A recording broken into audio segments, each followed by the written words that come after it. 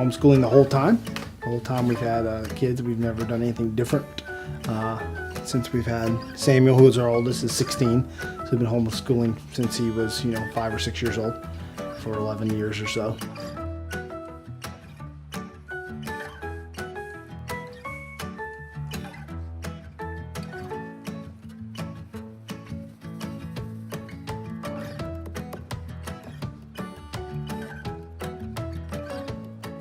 We use a variety of curriculum to school our kids. Peter chose a lot of it because he is the more intellectual of the two of us. But he chose for our foundational curriculum Veritas Press, which is classical in nature, I guess. Yeah, it's a classical model. Yeah, classical model, and yeah, I chose that initially, and I think one of the problems you run into a lot of times is just there's so many options out there, and I think especially as you move along, here's something new, here's something exciting, and there could be this temptation to constantly change what you're doing, constantly change what you're doing. We've done that a couple times, but we've tried to be pretty consistent and use the same thing. So the boys and all the kids have used the same history curriculum, same Bible curriculum, same literature, same phonics. We did switch math. We switched to Saxon math. We weren't using that originally, and we did switch to Saxon when we came through, and Saxon is definitely better than what we were using. We weren't able to do it initially, but Saxon's better. So we use kind of a variety of stuff. Major reason we chose the Veritas curriculum was how integrated it is. It incorporates a lot of different areas of education into each subject. So that you get, art and history and Bible, all of these things integrated into their phonics curriculum so that they're learning to read and write, but they're also learning about major works of art and artists, and they're learning about history and different things from the Bible, and it's all integrated in, and we really liked that, and we've used it for that reason. One of the problems that I saw initially was a lot of people homeschooled, but then the dads had a hard time knowing how do we get involved in this? How do we help out with homeschooling? Because it seems like sort of a woman's domain. I mean, it's the home after all, and she's the one usually grading, do all that. So initially the way I helped was really picking curriculum and then scheduling stuff for the kids to do. So I kind of lined up what the kids were supposed to do and set out how they were, what each thing they were supposed to do each day. And we lined that up when they were young.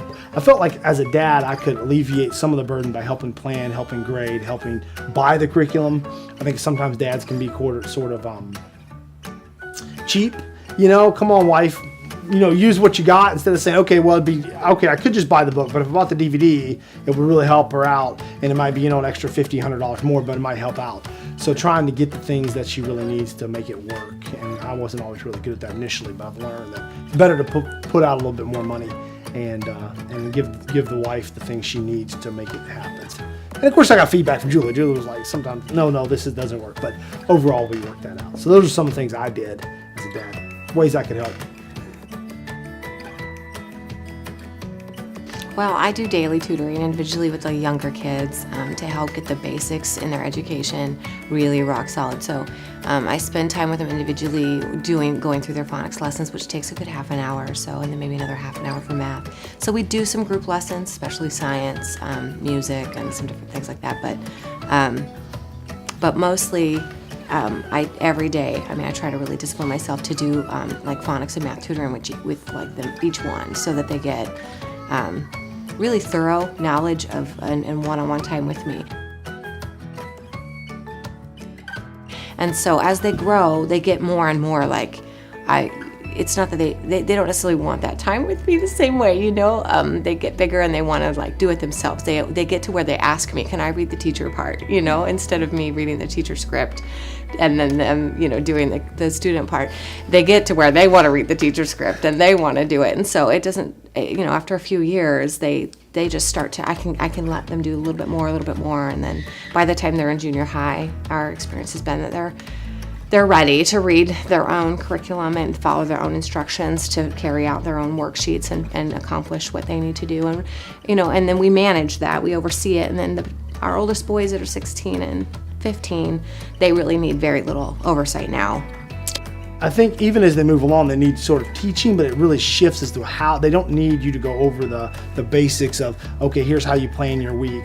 They should have that, or here's how you move through a math lesson. They should have that. They need you to help them process the information they're getting and think it through a little more. That's more what I see with my 13, 15, and 16-year-old.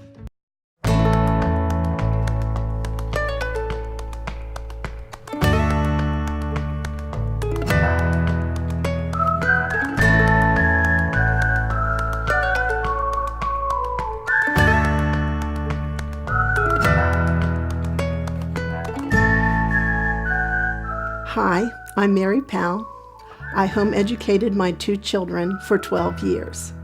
Laura from 4th grade to 12th grade, and Daniel from 1st to 12th grade.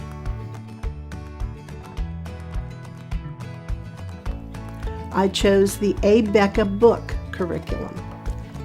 This traditional curriculum has a yearly plan of instruction, daily lesson plans, student books, student quiz books, test books, and teacher keys. Because of having taught school and having a teacher's degree, I was very comfortable with the structured system. This traditional curriculum had everything planned out, so I wasn't nervous about missing something or having left something out of what my children learned. And I liked following that structured system. A traditional curriculum like the one that I used is more like going to school. You have separate courses. English, you would finish that subject, then move on to the next, say math or social studies. As the children grew older, the curriculum allowed them to be more independent in their work and study. By the time they were in high school, their school day was very independent of me.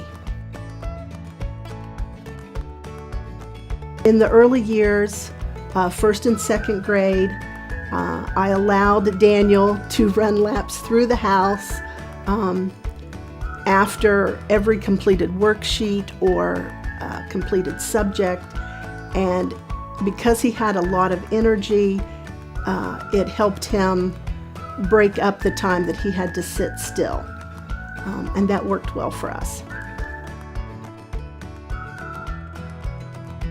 Both Laura and Daniel graduated from university with the Summa Cum Laude honors, which means a greater than 3.8 grade point average. Daniel has passed the rigorous CPA exams and now works for his father's firm here in Morgantown.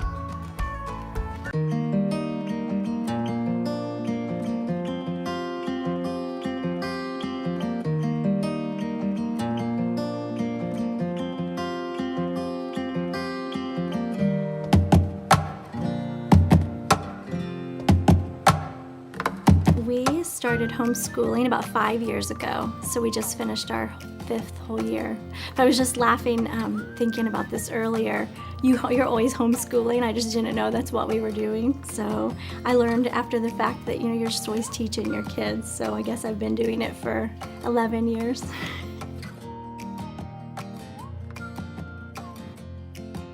Our oldest was in school, and we felt rushed, and the Lord was prompting us all the way along, I feel like, since we had started thinking about her going to school, but we were just ignoring that, and we didn't like the idea, and we didn't know how it would work, and it wasn't for us. But things just became really obvious that we had to do something different, and so we started to look into what is homeschool, and I panicked because all I knew was public school. And I thought that I had to recreate this classroom in my home, and that I was going to have to try to get everything done with the little ones while spending like from 8 to 3 doing this structured school. And I just didn't see how that was possible. One of them, the Charlotte Mason approach, she calls it a gentle Yes, gentle art of learning. Yes, she calls it the gentle art of learning.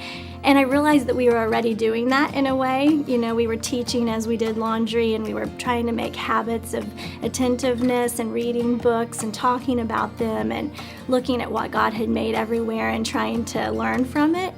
And so I realized that that would be doable, and I got excited about it. There were some online sources. We use Ambleside Online because it's free, and a lot of the books that they've written are older and are online for free, or that I could find them used. Yes, getting to know that all of the children learn differently and they have different strengths and different weaknesses, and letting one plug along with math while they just really excel in reading and writing. You know, Taylor gets to just keep plugging along with her reading, or really excelling, with her reading and her writing, and we just keep at math, and she does well with it, but it's not as easy for her, whereas Trey, you know, just we have to find ways to challenge him even with math and let him just keep going at his speed, and where the reading, you know, he's excited about that. And so I love being able to know that about them and to figure out how to help them learn, whether it's getting it to be more hands-on in one subject than I would have with the other one. It's neat. Trey has done hockey with the local league, and now we're doing baseball. So getting to see him go out there and kind of get that energy out with some other boys his age is nice, and he has enjoyed that, and he and Nick enjoy that together. So that was a big part of Nick's growing up and education was, you know, this team sports, working together for that. And so it's been nice to watch Trey take some of the things that we've taught him and learn to show respect to the other people that are working with him. And we've enjoyed getting out in the community and meeting other families and getting just to do that as a family.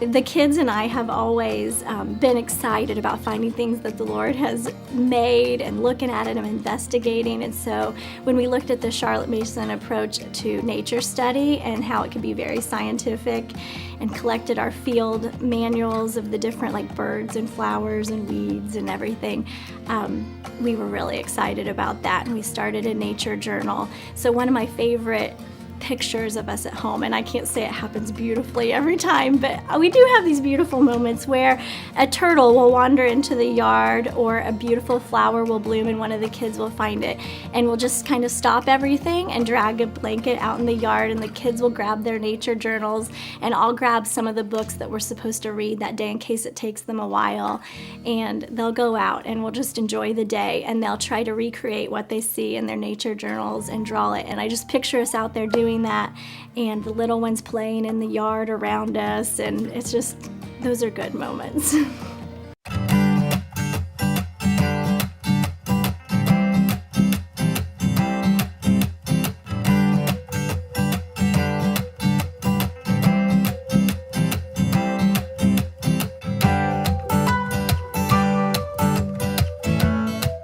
We've been homeschooling for 17 years.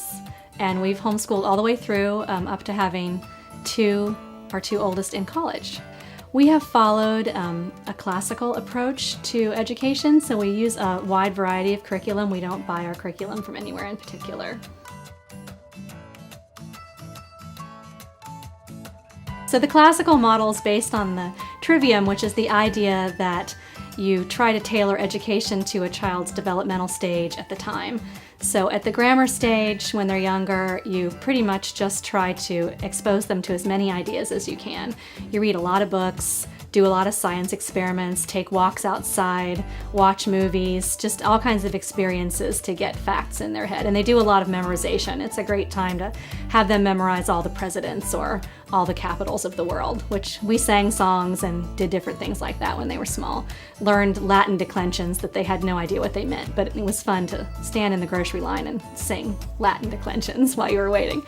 And then In the logic stage, which is the middle school years, you start analyzing the information that you've been imparting to the children, talking about why things happened, why wars were fought, why slavery might be wrong, is wrong. And you talk about more of the whys of things, but not so much fact acclamation. Then in high school, in the rhetoric stage, they're ready to start expressing themselves more, so you focus more on writing and the written word, and the students telling you what they think about what they've learned. Well, if you're interested in classical education, the book that got me started was a book called The Well-Trained Mind by Susan Wise Bauer, and I read it the year before I started homeschooling my oldest, and the methodology just really clicked with me. The book is very overwhelming. It's packed full of information. I'm not sure anyone could actually do the book, and the author even says that. If you had only one child and they were really, really into school and you didn't do anything else, you might be able to do most of what's in there. So really, we read it just as a guide to our philosophy of education. What were we thinking of? And then we used it as a jump-off point from there. This is our classroom, and when the kids were small, we did most of our school in here. That way I could keep the young children out of the room and keep them out of our projects and out of our things. And very quickly we realized that we really did not need a schoolroom, so we did most of our reading on the sofa and most of our science outside on the porch, although my husband did like to do science experiments in here. When the kids decided that they didn't really like the schoolroom, I think they felt kind of confined in here, like it was almost like no fun to be in the schoolroom. So first they started cuddling with me on the sofa to read, then they started building forts all over the house to do their school in, or one daughter liked to go out and lie on a blanket in the yard. That was her place to school. My two younger ones, who are still homeschooling, really prefer to do a lot of their schoolwork in their rooms, so on their beds. Adria moved her school to her room 2 or 3 years ago and has not done anything really downstairs since then, unless she needs the computer. She pretty much uses her bed.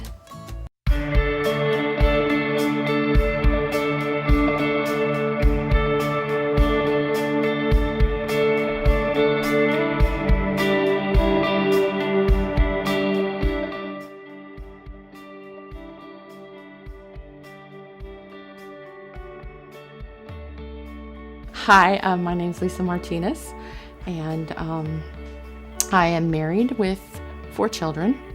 My youngest 2 were diagnosed on the autism spectrum. My now 21-year-old was diagnosed with autism before he was 3, and his younger sister was diagnosed with Asperger's when she was 4. When Joshua was diagnosed with autism before he was 3, he had one of the highest scores that Klingberg Center had ever given out in this area. And it was a long ordeal. I was there for 6 hours while they tested him and people looked at him and evaluated him. And so one of the big things that bothered me as I was crying on the way home was, God, how is he going to know you? You know? And there's a verse in the Bible that talks about the faith of a mustard seed. And that if you just had that faith, we could move mountains. And so I prayed and I told Lord, I have that faith. It's really, the mustard seed's really small, Lord. What are you going to do with this? But I'm going to trust you. And he answered that prayer. I went home and I talked with my husband. We were getting pressure from relatives to put our children into public school, my older 2, and to just concentrate on Joshua. And I was feeling inadequate. I have a high school diploma and just 1 year of college. And there was a lot of people that said, you can't teach special needs. He needs a specialist. And so then as I was talking with my husband, he asked me some questions. And one of the questions he asked me was, who gave you the desire to homeschool? And I said, God. And he said, okay. And does God make mistakes? And I said, well, no, God's perfect. He doesn't make any mistakes. And so did God know that he was going to give you Joshua? And I said, well, yes, he made Joshua and he knew.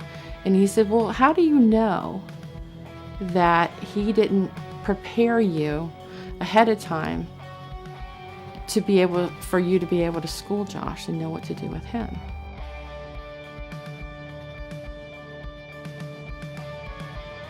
I didn't have any training.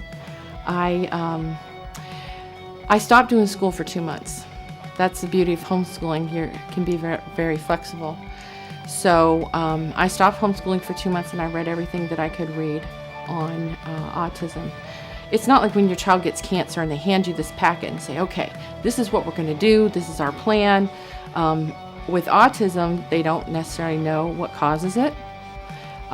Lots of different things work, some not as well as others. So they give you this packet of information and tell you good luck. So we got Josh with not physical therapy, but speech therapy. And our insurance didn't pay for anything. So I would go and I would watch behind a two-way mirror, and I would see what she was doing. And then I would make notes while my other kids were schooling on the floor next to me. And then we would go home and we would incorporate that in our school. I based my home program off of Ivar Lovaas's work, Dr. Lovaas out of UCLA. And I read a book called Behavioral Interventions with Children with Autism. And so I used that book to create our home program. Joshua's school was 25 hours a week. I trained university students to work with him, and when they were able to do it on their own, I paid them more money. It helped them, it helped us. They did about 10 hours a week. I did the other 15.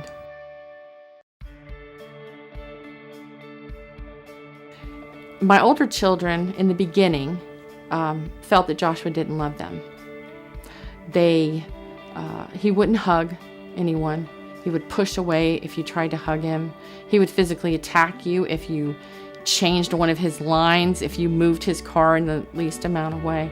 But as I was studying and learning about autism, I gave Danielle a book written by Temple Grandin, Emergence, and it was talking about her experience with autism. And as Danielle read this book, she shared it with her younger brother. So they were able to understand that it wasn't that he didn't love them, but that he couldn't handle that hug, that it was, it bothered him physically. It was uncomfortable for him. And so they learned to relate with him in other ways. In fact, I incorporated them even into our schooling. When I had to do school with one child, the other child's job was to engage Joshua. And they also knew what his stems were. He would climb in a trash can and push his body against the sides of the trash can. And he was allowed to do that for 10 minutes. But after 10 minutes, the child that was with him was required to do something. And sometimes it meant moving that car and making him come out of the trash can angry or whatever, but it got to him to engage in his world, and he couldn't just disappear into the, his little autism world.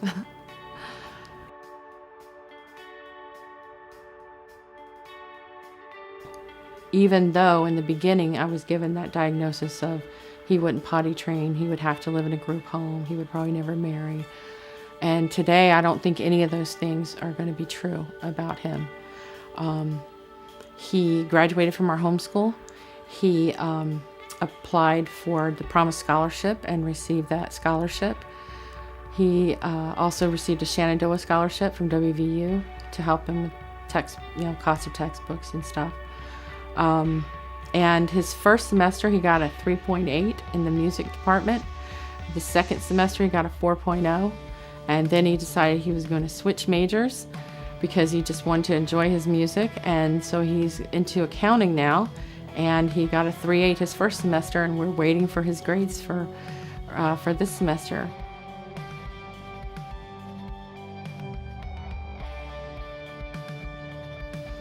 And I think it's important not to assume that just because your child has a diagnosis that there's something that they can't do or they're automatically not going to be able to learn.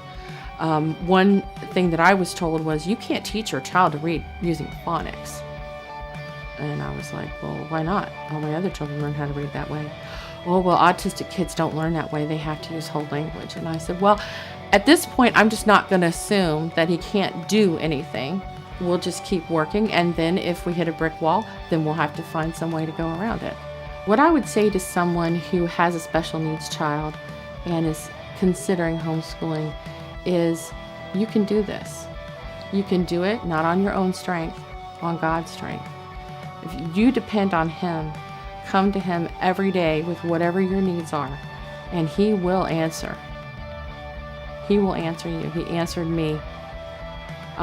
He will bring people into your life that accentuate your homeschooling. He'll bring resources to you that you sometimes don't even realize that you need. And then later you realize what a huge difference them being in your life made. Sometimes you don't realize it right at the time. And other times you'll need something, and the next day or two, that answer is provided for, either in a person or a curriculum that you find out about, or, a myriad of ways.